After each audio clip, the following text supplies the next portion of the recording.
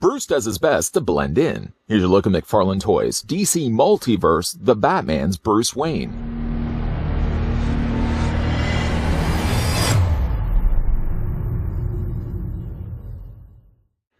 In the guise of the Drifter, Bruce Wayne is able to infiltrate the crowds of Gotham City at ground level without revealing his true identity.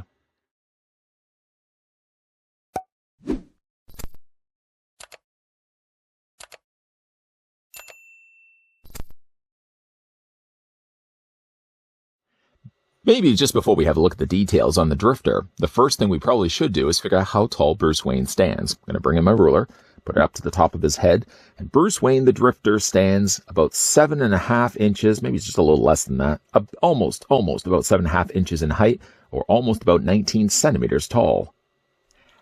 How far are we into this line so far? The answer to that is we're going to bring in some of the other figures that we've already had a look at. So here's Bruce Wayne next to Batman. Here's Bruce Wayne next to Batman, and I stating the obvious already, that it's supposed to be the same character, and you can probably already see one thing that's a big problem between the two figures is it doesn't look like they're the same height at all. We can also bring in the Riddler, a figure we also just recently had a look at. We can also bring in Catwoman. I think the last figure we also had a look at was Penguin. We'll bring him in as well. Yeah, looking at Bruce Wayne, not only does he seem out of scale with the rest of the figures that we've already looked at, but by the way he's molded, by the way he's painted, and just seems like he's a figure from a completely different line altogether. For Drifter Bruce Wayne's accessories, I kid you not, that's actually what he's called, Drifter Bruce Wayne. The figure comes included with a display stand. I'm not going to spend a lot of time talking about this because I already talk about these enough when we have a look at the other figures. Same stand. DC logo down below. Would have been nice if they could have included a Batman logo down below instead of DC, but at least we get ourselves a display stand. I'm not going to spend any more time talking about that. The figure also comes included with a trading card. One thing you may also see, not only is the fact that this is a photo of the figure, but he also has a bike. The bike is something that's sold standalone. It's something I still have to pick up at the time of shooting this video. I don't have yet that motorcycle. But still, I think when I decide to pick up that motorcycle, I'm feeling more inclined, I think, to display it along with Catwoman and not so much Bruce Wayne. Now, my opinions could completely change once we've seen Batman, which is hitting screens, I think, early March. So it should be coming up shortly.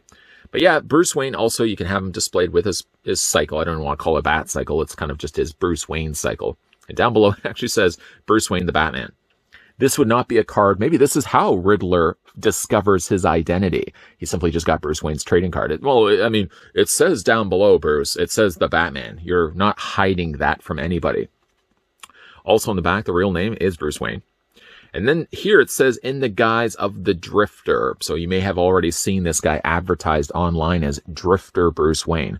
I guess technically they could call it Bruce Wayne as well until we eventually get ourselves a Bruce Wayne that's just in a suit or, just regular casual outfit Bruce Wayne. Not so much one that's hiding with the citizens of Gotham City. I don't know why this figure really needed to exist. But nonetheless, let's have a look at the accessory. The other thing that came included with the figure, he gets himself a backpack. A lot of plastic is being used here. There's nothing hollow. Although it does feel pretty squishy, it still feels like it's probably a solid mass of rubbery plastic. There is no paint, unfortunately, anywhere to be found here. So even this bottle that's in the side pouch here, I don't know what it is. It could all just be made of caramel. It just literally looks like the backpack's been made out of caramel. The straps, again, are rubbery plastic, which actually helps to put this around the torso of Bruce Wayne, which we can do right now. Let's go ahead and take that. First of all, grab the figure. Just bring his arms back. I don't want to spend a whole lot of time doing a tutorial on how to get a backpack over a figure, but being at least it's softer plastic, it's a lot easier to get it around his torso. And just, again, bring his arms around, and you got Bruce Wayne there with a backpack on his back, making the figure a little more top-heavy, unfortunately. But at least he does have a display stand, and at least he does have peg-holes in the undersides of his feet. Oh, I just gave it away. Yeah, he does have peg-holes in the undersides of his feet. Most of the figures usually do. Sometimes they haven't, but most of the time, 9 times out of 10, they're usually with pegs on the bottoms of their feet. Let's go ahead now, just reverse the steps of what we just finished doing. Undressing the small child, getting them home from school. Take the backpack off usually first. Usually the first thing I take off is the boots. Then, because they're, especially on a winter snowy day, you want to get those muddy boots off. Then we take off the backpack. Anyways, with that backpack now to the side, let's get a closer look at Bruce Wayne. Questionable as to why this figure had to exist in the first place. I guess it does answer the people that are out there looking for Drifter Bruce Wayne. Maybe the popularity of this figure might be a little higher once the movie comes out, that everybody is clamoring to get themselves Drifter Bruce Wayne. Personally, for me, I think it's a figure that, I think if it wasn't for me reviewing these figures, I mean, my personal interest for collecting this line would have still been the Catwoman, the Penguin, the Riddler, and of course the Batman. I think I would have been less inclined, I think, to probably pick up Drifter Bruce Wayne. There is also going to be an unmasked in Series 2 Batman. That is basically going to be the same Batman body, but with the Bruce Wayne head sculpt. And I think more people are probably going to be more interested and invested in getting that figure, and less invested maybe in getting this figure. For what little we see of Bruce Wayne, I guess it's somewhat Bruce Wayne. He's painted in the eyes there. Now, painting the eyes in, does that make me think that he's probably wearing the bat suit underneath? And he's quickly just dressed himself up, forgot to wipe away the eyeshadow around his eyes, and is suited up so he can blend in with the rest of society. He certainly has a very baggy jacket. One thing's very obvious when you first get this figure out of the packaging. He's got a very pillowy jacket that's very easy to squeeze. You can see on both sides here. But again, I wanted to bring in Batman, something I mentioned already earlier in this review. If I put them foot to foot, sort of just line up their eyes, you know what? I guess that's not 100% fair. Let's bring Batman's eyes up here. I'm having them literally leveled feet to feet, somewhat shoulder to shoulder. Spin this around. I guess it's not terrible, but it certainly feels like he's a lot fuller of a figure than what we're getting here with Batman. The skin tone is about the same. Maybe you could say, if anything, Drifter Bruce Wayne has slightly darker shadowing or shading to his skin, where Batman's a little lighter, fairer skinned. But I don't know, I have a tough time believing that this is the same character. Again, probably that may change once we eventually see the movie. But again, I don't know, I feel Drifter Bruce Wayne, for all the positive points of the sculpting that they've done. Like, the sculpting's good on the jacket. I'm not going to say that in a negative way. I can't tell whether he's actually wearing a sleeveless jacket or if he's actually wearing, like, this is the sleeves for the jacket. Because if you look underneath it, obviously he's got himself a hoodie. Now, is the hoodie part of this part? And he's just simply wearing, like, a sleeveless vest over top of it. That's what I'm guessing, because of course the coloring of the paint is also kind of matching that feeling. Because again, like, the coloring of his arms is clearly a darker black than what we're actually getting here for the zipper top. So again, I feel like this is probably a separate piece. The hood is very hard plastic. It does limit a little bit of the articulation when it comes to the figure back and forth and up and down. I mean, but like, the head sculpt for me doesn't really read like Bruce Wayne. Until I see the movie, it reads more like a character from a video game. Maybe like I don't know, like a city ninja or something like that. I certainly feel like all the figures that we've looked at so far with the Batman line, I really feel like Drifter Bruce Wayne is ultimately going to be a peg warmer. Probably people aren't going to be as invested to pick up this figure as maybe they have been invested getting the other figures from this line so far. For the rest of the details, we can certainly have a look at. Not selling this figure hopefully too short. The figure does have fingerless gloves. Everybody was wearing fingerless gloves. He's got very baggy pants, which I guess they've done a good enough job of brushing on some, like, more dirtier gray to make it look like he's wearing dirty looking pants. They're very baggy. They kind of look like Matt Hardy's pants, actually. Lots of pockets there on the sides for things he can store inside. There's some slightly darker pockets up at the top there. And again, he's got, like, his footwear down below. Now, my biggest issue with his feet has more to do with, like, the length of the leg for the pants. Because the cuff sits so far down, it really wreaks havoc when it comes to moving the feet up and down. I mean, you probably will see this for yourself when you pick up this figure. If you do decide to pick this figure up for yourself, the figure has some more difficult time of getting his feet proper. Just because, again, he has the cuff so low down on his leg. Looking at the articulation here on Drifter Bruce Wayne, I'm going to start things off first with his head sculpt. I guess I couldn't technically have said that the figure does have limitations in the articulation, because I guess really they have allotted for enough of a space in between the head and the inside of the hoodie there. Kind of also, again, looks like, I mean, just taking Batman once again. I'm trying my best to be a detective and see, would have this been the Bat costume underneath, and he's simply just concealing it? I guess the hardest thing would be to probably hide the cape. So maybe it's just Batman. Maybe it's just Bruce Wayne goes for a stroll, decides to darken the areas of his eyes. But I got to think that there's a reasoning why his eyes are dark shadowed like this. Anyways, his arms do comfortably come out at a 90-degree angle bend. There's no real issues there. You can take the arms and rotate them all the way around. The figure does have only a single hinge on the elbow. And even then, it's a really tight joint. I've noticed I've really had to force to get those joints to bend. I mean, it really only gives you just a little less than a 90-degree angle bend. Really, what are you going to do with Drifter Bruce Wayne? Are you going to put him in any creative poses, dynamic poses? Maybe not. You're probably just going to have him standing there, looking sad, having his backpack on his torso.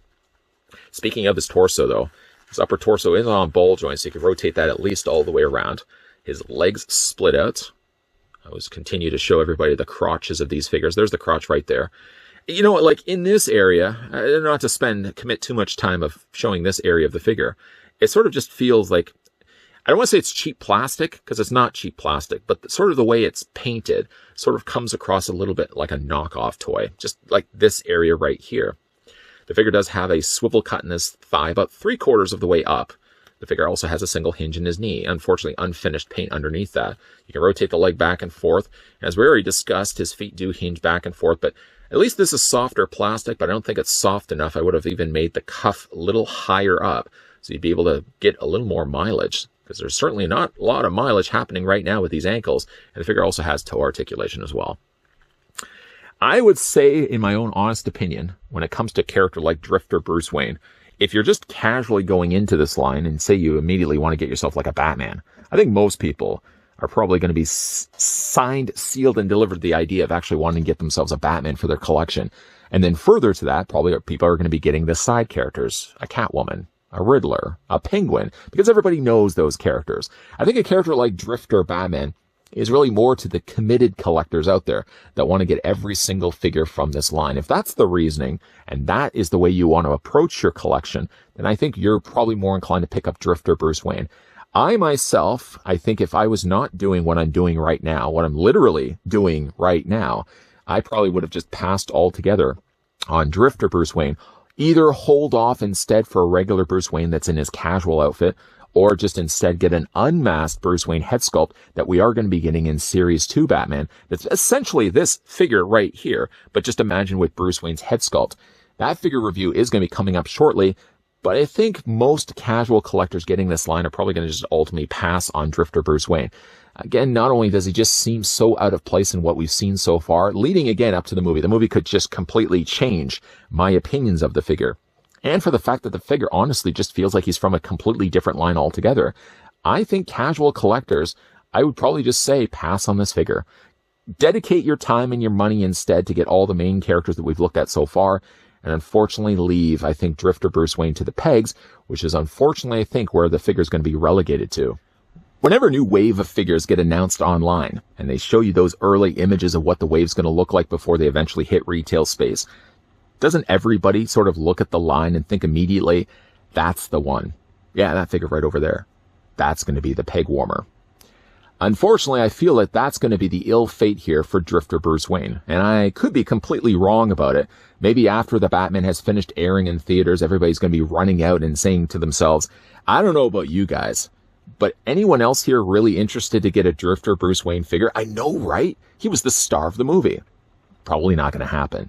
In fact, I wouldn't be surprised at all if Drifter Bruce Wayne looking like this probably is only going to be in the movie for one scene.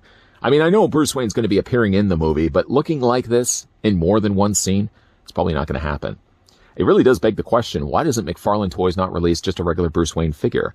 I think more people would be probably in line with wanting to get a figure that looked just like regular Bruce Wayne, because we already have an unmasked head sculpt that's coming in part of Wave 2.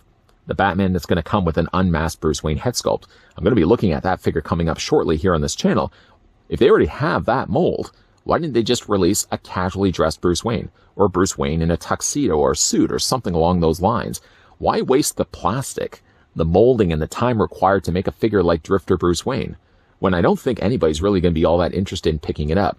Watch maybe several months from now, as Batman's been rocking it in the theaters, everybody's going to be typing down below in the comment section, dude, you were totally wrong about Drifter Bruce Wayne. He's one of the biggest success stories of the Batman line. I don't think that's going to happen.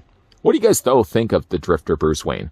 Is this a figure, maybe as you as a casual collector or as you as a die-hard collector, either of which Is this a figure that you would pick up and add to your collection? I go back to a mentioned statement I said in this review. If it wasn't for me reviewing this line, all the figures I've looked at so far would be figures as me as a collector would be picking up and wanting to put in my collection. I don't think I have that feeling when it comes to Drifter Bruce Wayne. If it wasn't for reviewing him, I probably would have not picked him up. I'm still going to be interested to pick up his bike, but I don't think I'm going to be displaying it with Bruce Wayne, though. I'm probably going to be displaying it instead with Catwoman. But weigh in your thoughts down below, members of the mob. Let me know down below what you guys think of Drifter Bruce Wayne. A figure that you would be picking up or a figure that you're going to be passing on completely. Always like reading your comments. And hey, now, if you are new to this channel, you're enjoying the content that you've been seeing, especially the fact that we've been looking at Batman figures as of late, make sure if you haven't already done so that you hit that subscribe button down below, that you turn on the bell notification so you get those friendly reminders whenever new videos are going to be popping up. And just a reminder as well, keep your peepers peeled to this channel because there will be more DC Multiverse reviews coming your way from the folks over at McFarlane Toys. As always, guys, thanks for watching. See you guys next time.